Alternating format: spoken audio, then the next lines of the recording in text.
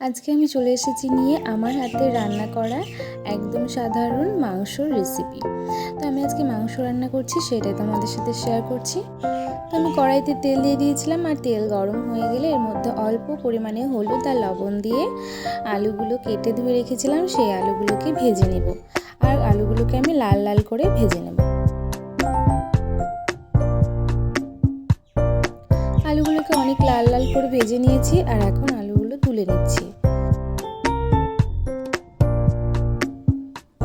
তো আলু ভাজা হয়ে গেছে, আর ওই তেলের মধ্যে আমি দিয়ে দিয়েছি পেঁয়াজ আর কাঁচা লঙ্কা। যেহেতু মশলা বাটার মধ্যে শুকনো লঙ্কা দিয়েছি, তাই জন্য অল্প পরিমাণে কাঁচা লঙ্কা দিয়েছি তেলে। তো পেঁয়াজটা ভালো করে ভাজা হয়ে গেছে, এখন আমি মিক্সিতে যে মশলাটা করে রেখেছিলাম সেটাই দিয়ে দিচ্ছি। আর এর মধ্যে আছে জিরে, আদা আর শুকনো লঙ্কা আর রসুন। তো এটা পেস্ট করে রেখেছিলাম, আর এটা দিয়ে দিলাম। এখন ভালো করে কষিয়ে নেব, আর দিয়ে দিলাম 2টো টমেটো। দিয়ে এখন নাড়াচাড়া করে নিচ্ছি। আর এরপরে আমি দিয়ে দেবো এর মধ্যে হলুদ গুঁড়ো দিয়ে দিচ্ছি পরিমাণ মতো, আর দিয়ে দেবো লবণ, আর একটু সামান্য পরিমাণে দিলাম হচ্ছে চিনি কালারের জন্য। কালারটা আমি দেখেছি অনেকটা ভালো আসে চিনিটা দিলে একটু। তো ভালো করে আমি নাড়াচাড়া করে নিলাম, আর ভালো করে কষিয়ে নিচ্ছি মশলাটাকে। আর একটু দেবো হচ্ছে কালারের জন্য কাশ্মীরি লঙ্কার গুঁড়ো। এখন আমি কষিয়ে নিয়ে এর মধ্যে ভালো করে ধুয়ে রাখা মাংসটা দিয়ে দেব, দিয়ে কষাতে থাকবো।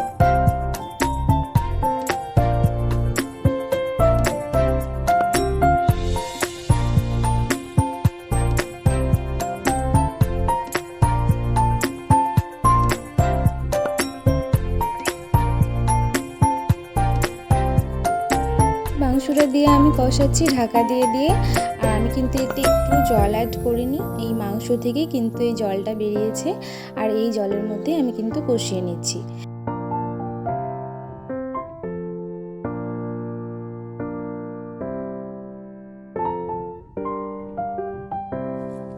তো বেশ অনেকটা সময় মাংসটা আমি ভালো করে কষিয়ে নিয়েছি, আর এরপরে আমি মশলাটা যাতে পুড়ে না লেগে যায় সেই জন্য অল্প একটু সামান্য পরিমাণে জল দিলাম। আর এখন আরেকটু নাড়াচাড়া করে নেব। আর তারপরে আমি কিন্তু ভেজে রাখা যে আলুগুলো, যেগুলো ভেজে রেখেছিলাম, সেই আলুগুলো এর মধ্যে অ্যাড করে দেবো।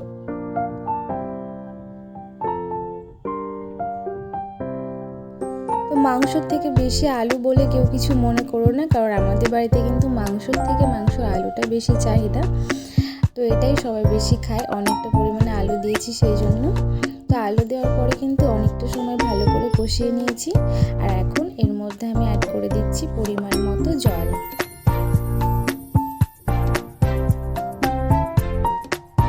তো এই তো ফুটেও গেছে, আর অনেকটা সময় ঢাকা দিয়ে দিয়ে আমি মাংসটা আলুটা ভালো মতো সেদ্ধ করে নিয়েছি, আর তার মধ্যে দিয়ে দিলাম অল্প পরিমাণে গরম মশলা গুঁড়ো। তো তারপরে ঢাকা দিয়ে রেখে দিয়েছিলাম আজকে। তো এই তো রান্নাটা আমার কিন্তু কমপ্লিট হয়ে গেছে, আর কেমন হয়েছে তোমরা জানিও।